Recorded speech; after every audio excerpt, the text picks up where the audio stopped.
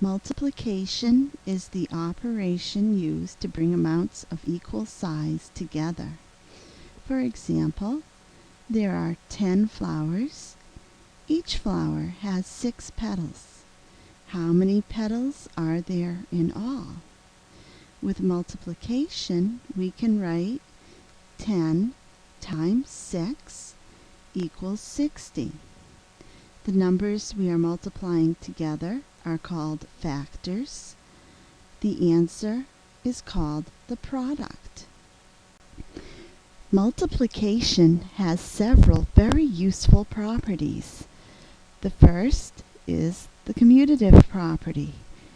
With the commutative property, you can change the order of the numbers that you are multiplying, and the result will be the same. For example, I can have 6 flowers, each with 10 petals. The total number of petals is 60. The next property is the associative property. You can change the grouping of the numbers you are multiplying, and the result will be the same. For example, here I have grouped 2 times 3, which is 6, and 6 times 4 is 24. On the other side, I have grouped the 3 and 4. 3 times 4 is 12, and 2 times 12 is also 24. The next property is the identity property. You can multiply any number by 1, and the result will be the same. For example, 6 times 1 equals 6. Let's look at what happens when you multiply by 0. You can multiply any number by 0, and the result will be 0. For example, 6 times 0 equals 0. Sometimes it is useful to know how to multiply a number by a power of 10.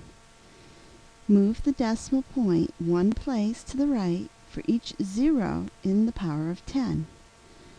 For example, 52 times 10, 10 has 1 0, so we move our decimal one place to the right.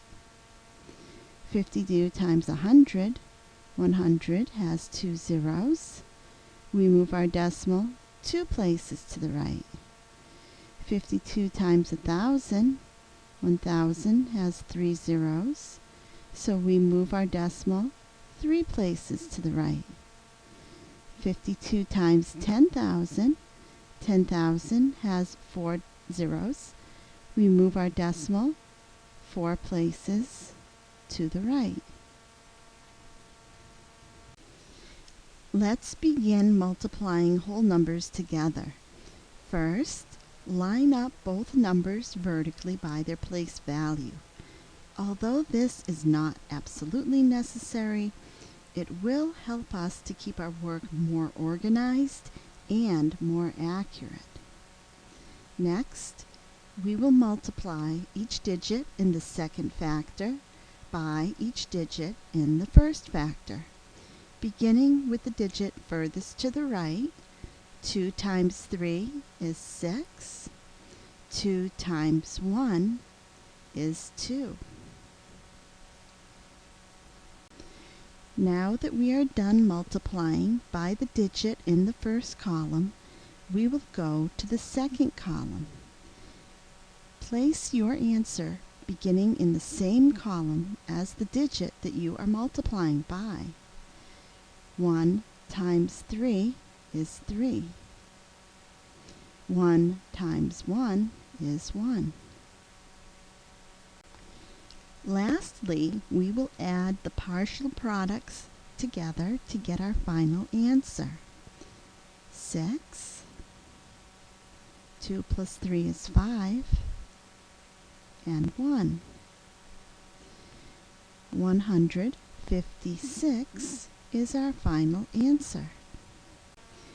Let's practice multiplying some numbers. Beginning with the digit furthest to the right in the second factor, 6 times 2 is 12. Carry the 1.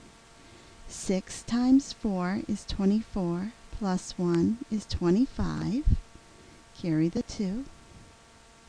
6 times 5 is 30, plus 2 is 32. Now we're done with the first column. So we'll begin multiplying by the digit in the next column, 3 times 2, which is 6, and we'll write that in the second column.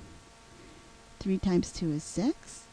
3 times 4 is 12. Write the 2, carry the 1. 3 times 5 is 15, plus 1 is 16. These are the partial products. We'll add them together. Bring down the 2. 5 plus 6 is 11. 1 plus 2 plus 2 is 5. 3 plus 6 is 9. And we'll bring down the 1. 19,512. Let's try one more example. We'll begin with the digit furthest to the right on the second factor. 8 times 3 is 24. Carry the 2. 8 times 0 is 0, plus 2 is 2. 8 times 4 is 32.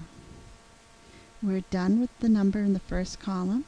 We'll now go to the second column, 7, and we'll write our answer beginning in the second column. 7 times 3 is 21. Put down the 1, carry a 2. 7 times 0 is 0, plus 2 is 2.